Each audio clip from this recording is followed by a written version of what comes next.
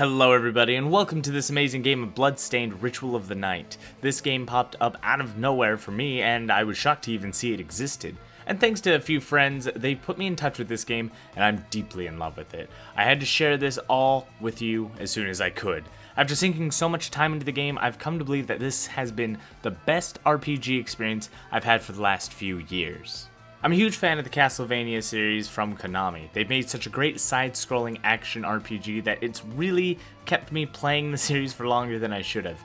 Dawn of Sorrow, Symphony of the Night, Portrait of Ruin are just some of the great ones I can list off the top of my head. I bring these up because Bloodstained Ritual of the Night was created by the same writer for majority of the Castlevania series. Bloodstained was a Kickstarter project by Koji Igarashi that was beyond successful and was recently released with much fanfare. To be fair, I wasn't really aware of the Kickstarter myself, and I'm very upset that I couldn't help fund this beauty of a game, but I'm happy to be able to play it now. And to summarize, Bloodstained is effectively a spiritual successor to the Castlevania series. Being that Konami owns the IP to Castlevania, Igarashi was not able to make another sequel, so instead he took all of the best aspects of Castlevania and put it into Bloodstained. Bloodstained has a prequel called Curse of the Moon, which was a spiritual successor to Castlevania 3 and seemingly designed to set up the lore for Ritual of the Night. However, for whatever reason, it seems that Ritual of the Night would go to retcon a bit of the prequel, becoming a standalone game. They both still share characters and similar lore, but the events of the two stories don't line up. The older Castlevania RPGs were 2D side-scrollers with some of the most beautiful sprite work you'll ever see. They had amazing combat mechanics that were tight, along with deep magic and equipment systems. Each game of Castlevania boasted its own unique mechanics that it specialized in, but overall, each game held the same aesthetic and world. You could play any of them and know it was a Castlevania game. Bloodstained is no different. Taking inspiration from all the best mechanics from all the best Castlevania games, Igarashi released the best side-scrolling action RPG I've ever played, and they've also taken a 2D side-scroller with 3D graphics, giving it a modern feel, but with the same amazing gameplay of all the old games. To begin, you control the character Miriam, a shardbinder who recently woke up from a 10-year coma to find that a demonic castle has arisen and her fellow shardbinder, Jeeble, has fallen under the influence of the demons. Shardbinders are children who've had crystals implanted that allow them to harness the power of spirits. Majority of them were sacrificed in a ritual 10 years ago in order to cause a calamity by summoning a horde of demons. Now, Miriam seeks to save her friend Jeeble from the demonic influence and put a stop to the summoning of the Demon King, Baal.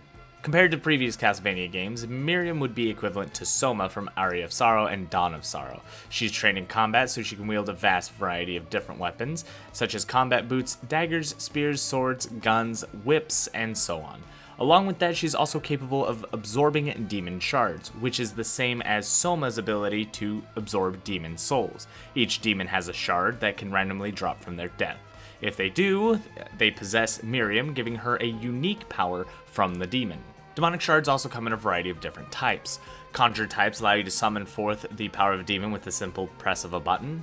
Manipulative powers allow you to hold a separate button and channel the power for a duration of time. Directional types allow you to hold the right stick in a direction and shoot the power in that direction. Passives allow you to alter your stats, and you can only equip one at a time, but if you max the passive power out, it becomes a skill instead, which is active at all times, which you do not have to equip, allowing you to have multiple passives at once. And finally, familiars, which are summons that are always out and help you at no cost. Miriam can also equip a variety of accessories that not only change her stats and benefits, but also alter her appearance. Bloodstained also shows its depth of mechanics by expanding on the Dawn of Sorrow's Souls mechanic. Now, instead of just collecting additional shards to power them up, you can find a variety of crafting materials to infuse with the shards to enhance their effect. Then you can also collect additional copies of the shard to increase their power. These crafting items are not limited to the shards, as you have a large list of craftable weapons, items, accessories, and the such. You also have foods to prepare, and each time you eat a meal for the first time, they'll provide a permanent bonus to Miriam's stats. You also have townsfolk who will have various quests for you to complete for great rewards, and a farm to help you grow food to continue your craft. Not to mention, the castle itself is expansive and has a large variety of places for you to explore with several enemies, secrets, and bosses to encounter. The game functions just like any Castlevania RPG where you enter the castle with a goal in mind, but finding your path there is never going to be a linear journey. You have to navigate the halls and find solutions to the various roadblockers that prevent you from progressing to the end. Bloodstained Ritual of the Night released on June 18th, and I was able to pick it up on the 20th, and it has successfully stolen my soul. I am such a huge fan of Castlevania Dawn of Sorrow, and this game mirrors its addictive qualities so well. There is no fear of grinding in this game, since your skill will always determine the outcome. You could potentially just proceed with the basic equipment and still beat the game. However, the choice is there to spend additional time collecting goods, cooking, and powering up your skills to get the very rewarding outcome, allowing you to play at your own pace. Just as an example of how much I love Bloodstained Ritual of the Night, I spent the last 3 nights finding every single item, shard, enemy, technique, and effectively 100%ing the game to completion. Yeah. Took me 30 hours, but it was worth it, and I enjoyed every second of it. Streaming it with viewers as we crafted unique builds to help find the rare items we were looking for, and mapping out the entire game. Even with the game at 100% completion, on normal mode, I still have several things to do. I still have to complete the game on both Hard and Nightmare to tackle in New Game Plus, which allows me to transfer my progress and run through the game in far harder difficulties, which amplify the damage enemies do and also change up how they're set up in every room. On top of that, Nightmare mode removes the ability to level up, making you rely on your unique builds that you've been working through on the last 2 runs. And with all items at my disposal, I can now go forward and try to optimize the various builds I have, focusing on things such as a whip-only run, or maybe I want to just use magic the whole way. Hell, I could even be a gunslinger. This game offers way too much replayability since it has so many different ways to play, each weapon handles uniquely. Additionally, there's so many different shard spells. Even though I have them all, I didn't even get to test half of them out, and I've had a ton of fun focusing on my Holy Whip build that I ran for majority of my run. The best part is that Bloodstained was also promised that it would release 13 free DLCs, which will add a roguelike style mode, a 2-player co-op mode, online gameplay, a versus mode, 2 new playable characters, and even a classic mode to return it to a sprite-based gameplay.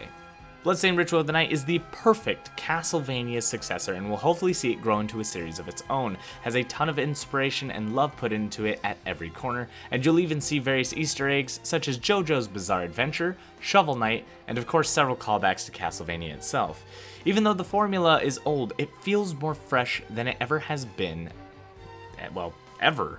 It's easily become my favorite game of 2019 and almost my favorite game of all time. The game is also available on all platforms, Switch, PS4, Xbox, and PC. I don't want anyone to miss out on an opportunity to experience a game that has filled my childhood with joy. Dawn of Sorrow was a game I played in the car all the time, just in my bedroom whenever I had free time, and I just enjoyed playing through it over and over again.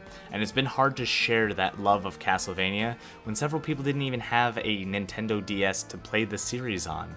And now that we have a proper game on all platforms, there's a way for all of us to enjoy the game together. Let me know if you've played the game and your experiences in the comments down below. I want to know your favorite weapon type, spells, and how far you are along. Thank you all for watching. I intend to do some more Bloodstained content on my channel. If you want to see certain aspects of the game, feel free to ask in the comments. Don't forget to like, comment, subscribe, and as always, good game.